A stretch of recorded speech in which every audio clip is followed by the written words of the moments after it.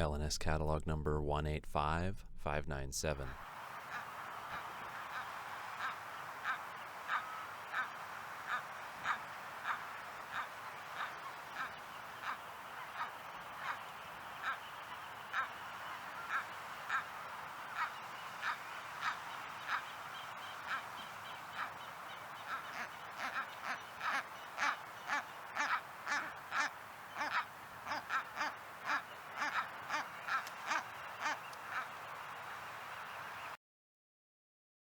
Hello everyone, my name is Treu. I am the Director of Education, Programs and Exhibitions at the Freeport Art Museum in Freeport, Illinois.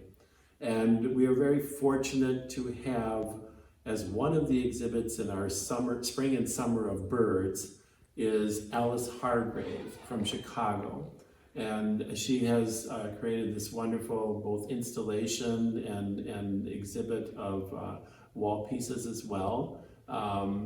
About birds and a little bit different way of looking at them. So Alice, tell us a little bit. The title of your exhibit is the Suffragette Conference of the Birds After Farid Attar. What does that mean? It means that I was inspired by this epic poem, a Sufi poem, a Persian poem that was written in 1177, and it was called the Conference of the Birds, where the birds of the world unite to try to find a sovereign, to try to find the truth and wisdom of the world. And so they go on this epic journey across the country. Several of the birds drop out over time and they have obstacles, but they're searching outside for something that could help save the world, if you will, and kind of like today we're like searching as well. But what was interesting to me is that the journey just goes on and on and on, and then takes them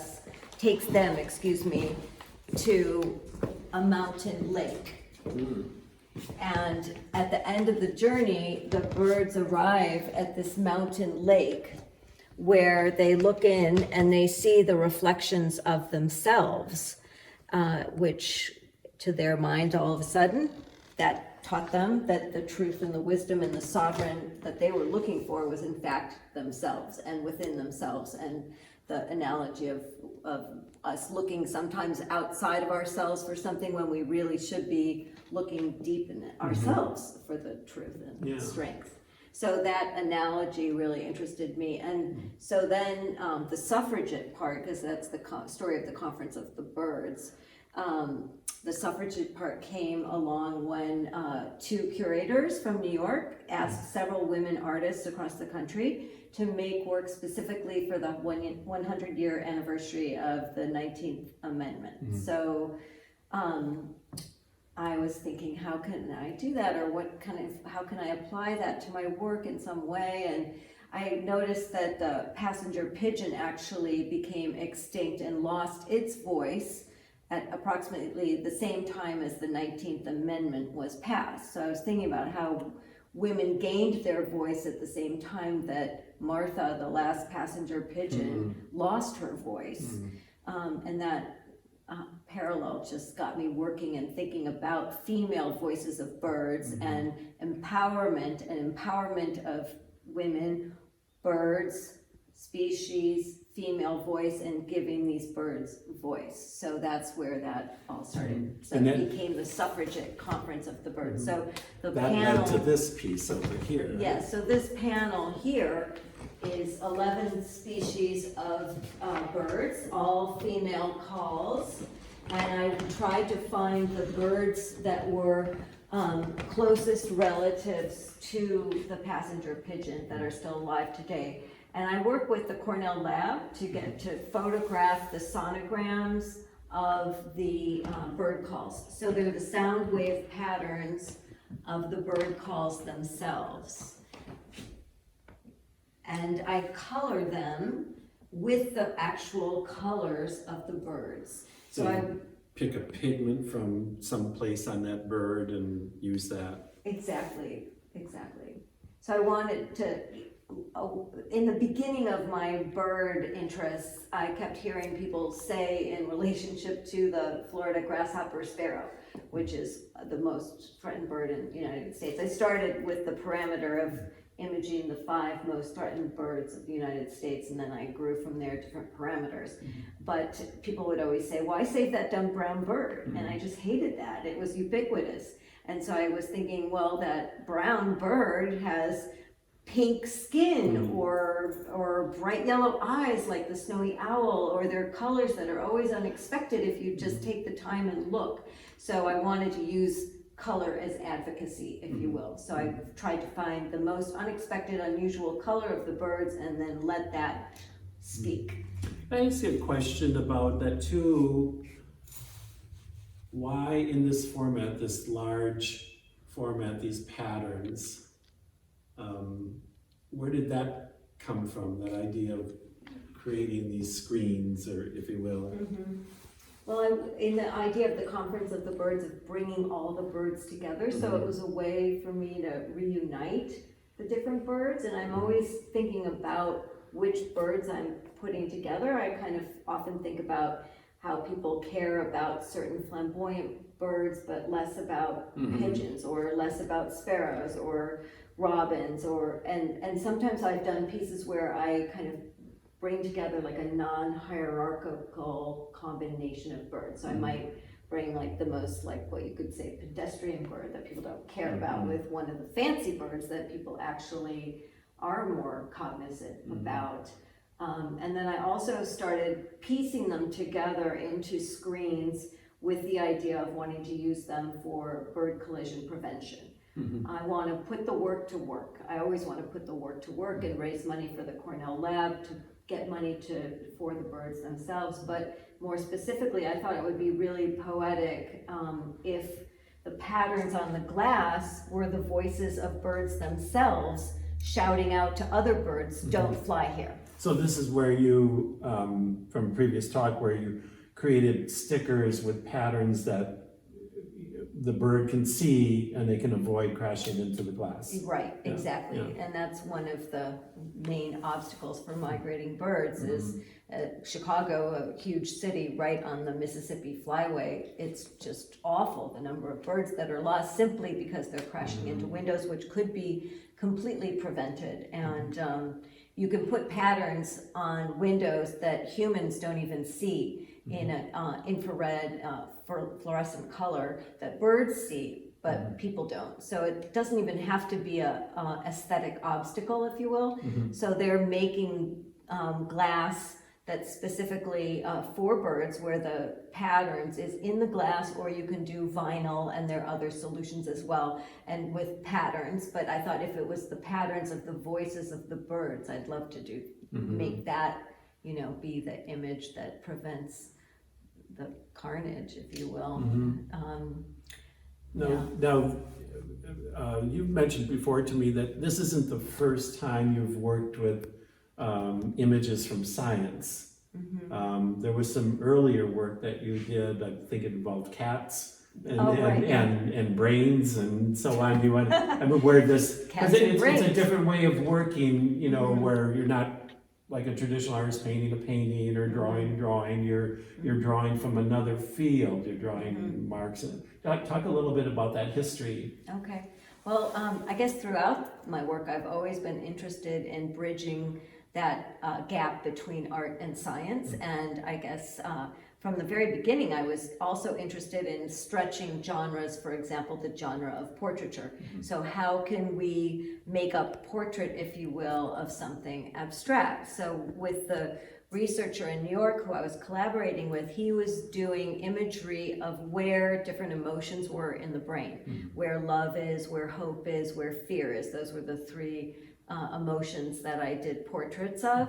So he sent me MRI images that showed exactly where in the brain those emotions are housed. So I did portraits of love, fear, and hope. And then I also have used x-rays and PET scans and different ways of, I've done PET scan imagery of my mother when she was sick, actually, and weaving them together, a portrait of my mother. I did also a picture of her heart through magnetic imaging, and it just is a way of kind of digging deep, if you will, and understanding things in a different way and making portraits in an abstract way too. And the cats, when I was pregnant with my second child, I came across imagery of pregnant cats. So I just loved the shape and the belly and the spine, and they were just beautiful. So I did a whole series of pregnant cats, a feline fertility series. And finally, I found a vet who was willing to work with me. Several wouldn't because of privacy issues, but this one said, just please change the name to protect protect the privacy of the client. So it was also fun for me to come up with the names of the cats too. So I did an installation of, I think there were 20 cats. So yeah, so technology has come in and out, and I'm always interested in finding a different language to translate things, because in fact the work's always been a work more about translation than capture. Traditionally, photography is a medium where people use it to capture a minute, a moment, capture an object, an animal, a person, a portrait, but I don't really use it that way. I use it more as a form of translation of how to kind of translate what I see over and through the filter of time and memory to create something different. Give it more of an experience in entering the photograph, so on. Before we'll get on to that again, but before we do, you talked about these as being portraits, and then here are the bird calls up. It's a scarlet tanager. Is that Yes, this is the scarlet so tanager. Instead of putting scarlet tanager and having a photograph or a painting of that bird, you have its calls representing it, and then calling back too, right? Right. So the denser colors are the bird that's closer, and so you hear this call, and then the faint marks are the response in the distance. And so you can see how there's different sounds, either the curvatures or the straight lines, which are more and actually these are the human voices of the researchers that I wanted to keep in. Likewise, like in the sound piece, I want it to be known that we're talking about archives and we're listening to archives rather than just ambient pretty bird calls. Right. Yeah, So these, they're so interesting, and they become quite beautiful and everything. Somebody approached you to make fabric out of this for dress design. Oh, is that right, correct? that's this piece over here. We can walk over if you want. This is the Ciconia, which is the white stork, and it was a commission for a project around Italy. So I found out that the white stork was one of the threatened birds of Italy, and the white stork also has hot pink skin. So the colors are colors that I found within the bird. And it was on Instagram and through a friend of a friend, Dovima Paris, which is a haute couture line in Paris, took this pattern and put it on silk and made garments, women's clothes. And I said it was okay as long as we used the profits to send back to the Cornell lab. So that's Ciconia. I mean, it's always fun to, also I've done wallpapers with the bird calls, which has been pretty exciting. Like at the show at ISU that just recently closed, we had a whole 22-foot wall of roseate spoonbill calls, and that's another bright pink. So it was just an expanse of pink. So did they ever send you a dress design for you to wear? Yes. Do you have one? Okay. Yes, I should have worn it today. Yeah. One thing I was gonna say, I know people always ask, like, how did you start? How was your interest in birds sparked? I thought I might say that they started just screaming at me. Like I felt like they were yelling at me when I got out of my car or around my garage in my parkway. I just felt like they were shouting at me. And so I just couldn't ignore them, and I just started paying attention to them in a way that I had never paid attention before. And that led me to seeing this video of the last male species of the oho bird in Maui. And it was the last male of this species calling out to a non-existent female. And that just knowing that, hearing that story and hearing those calls was so gut-wrenching to me to think that this was the end, Mhm. and that those calls were gonna be stored in a library of biodiversity lost, if you will, which And led me to Cornell Lab. Yeah, and I know you're passionately aware of and informed by the recent reports about how many birds have been lost over the decades now. What was it? How many billion, or was it a billion, or 3 billion? I forget the number, but which is telling us, like the canary in a coal mine, that we're in trouble. Right. If we don't change things, and it's due to the temperature rising. Since and increasing. 1970, Yeah. I think a third of the Yeah. population, Yeah. between third and a quarter. Mhm. You were talking about, the environment and taking photographs of that, and it becoming more of an experience. I think this piece here is, and I know from talking to visitors too, that it's drawn them into experiencing it just the way you had mentioned. It's so dark, it's like if you were in the forest at night, and viewers say about standing about right here and allowing your eyeballs to adjust like they would at night to being in the forest. And so, I mean, and it's quite different, and like, as I would kind of explain it, normally, I guess the average photograph, you look for it to give you as much information as you can, and show every detail as clearly as possible, where this is showing the experience of a dark forest at night.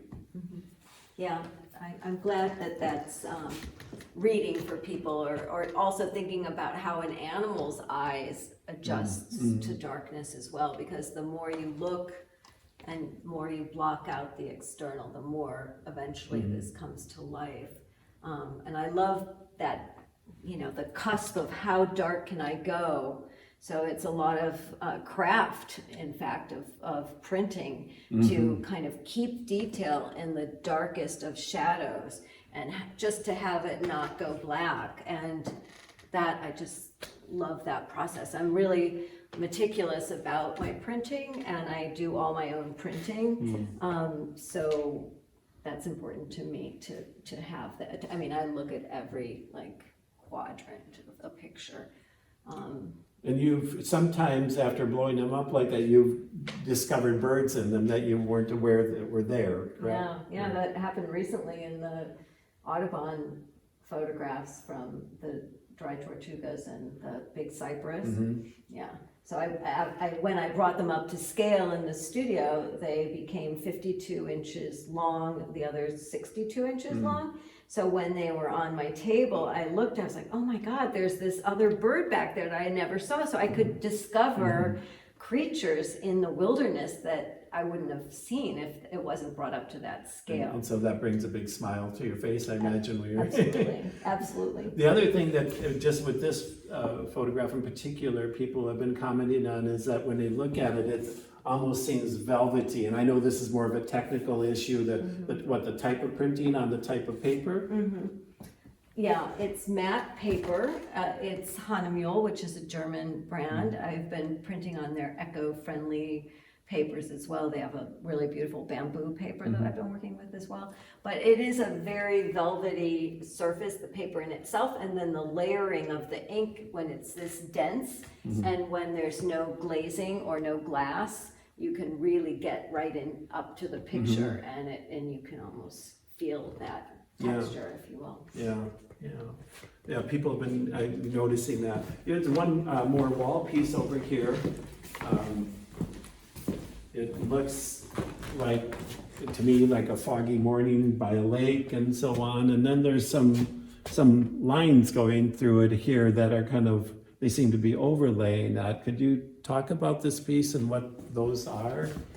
Yeah, And the patterns? This is a mediated nature, if you will. I was thinking about how often we have an inaccessibility to nature in our daily lives, and often we have to resort to the computer or monitoring from different sites where you can watch birds in their nests or animals in the field, or just the mediation of the experience of nature. So I photographed this picture through the monitor of the digital screen kind of thinking about that separation between the actual experience and then the re-experiencing of the place, the event. And actually the moire pattern from the monitor also kind of mirrors the ripples in the water as well. Yeah, I think, it's right on. I mean, some people, we get so busy too, we drive back and forth between work or whatever and maybe turn on the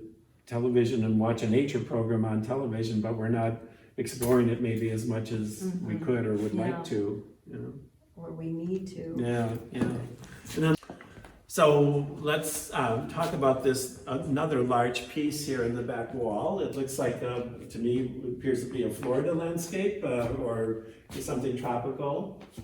It's very, very faint and why? Again, you're not showing us everything I have the desire to see in terms of the colors and all of that stuff. So what was, what's going on here?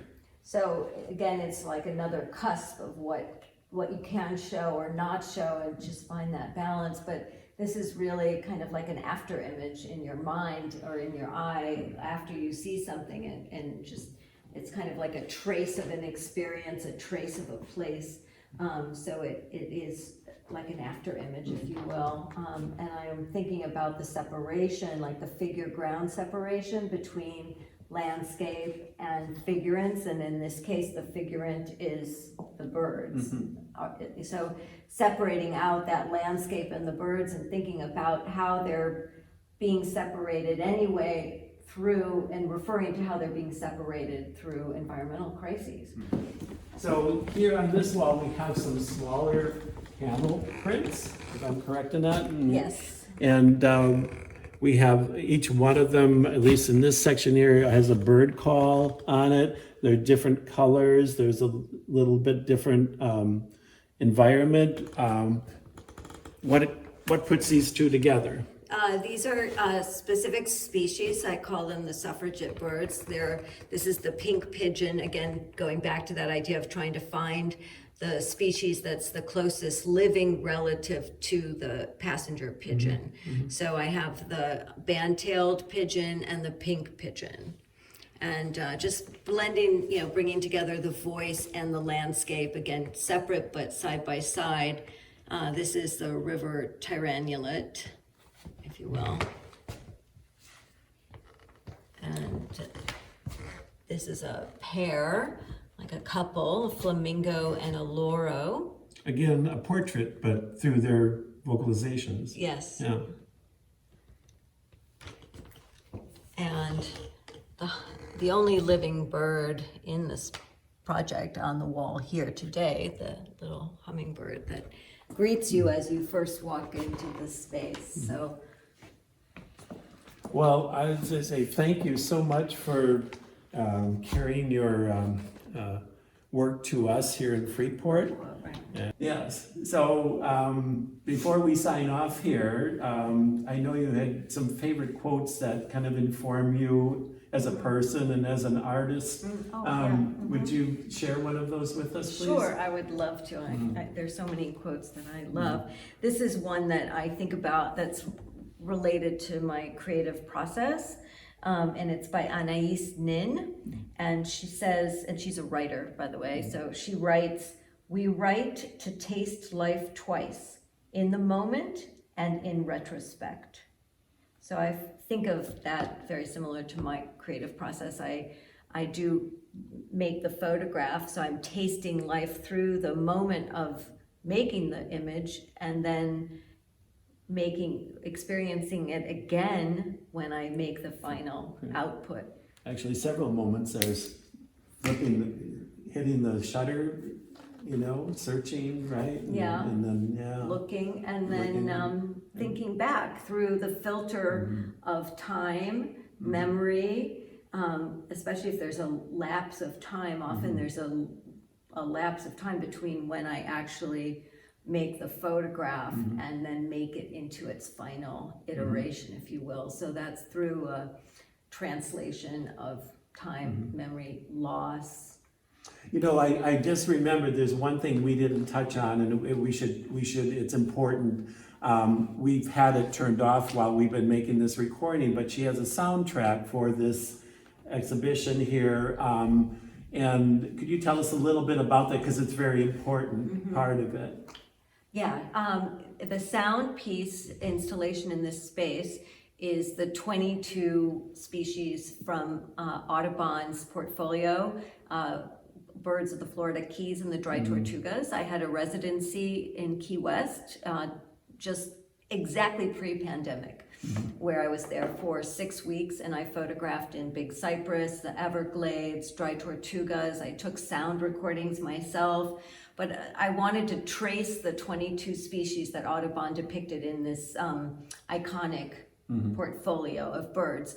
And he obviously illustrated the birds in a very realistic way. And what I tried to do was illustrate what it felt like to search for the birds. So they're the landscapes that are the areas where I am looking for those 22 species, and the sound piece here, I found each of those 22 species in the archives of the Cornell lab, and then we edited with Alex Drosen, who I collaborate with. We edited it together into this piece that includes a lot of the researchers speaking about nesting patterns, about times of day. Each recording starts with a catalog number, again, making sure that people realize we're listening to archives.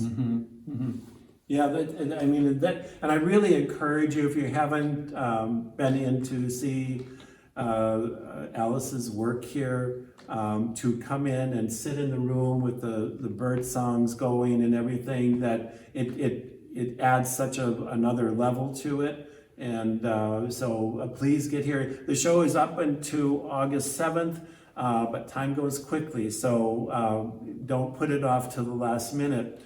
And then I also want to encourage you to go to our events page on our website, because there's been a lot of events around this exhibit and the other bird exhibits that we have here.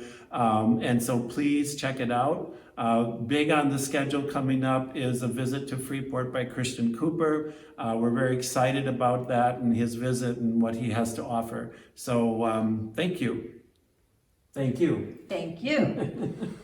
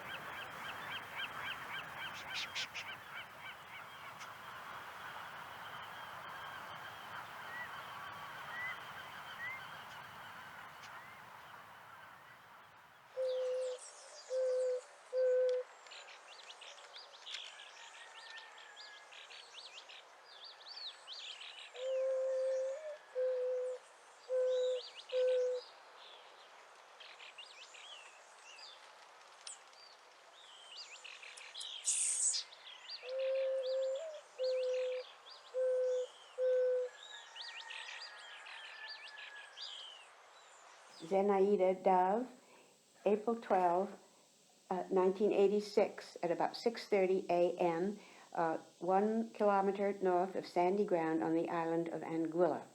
LNS catalog number 167.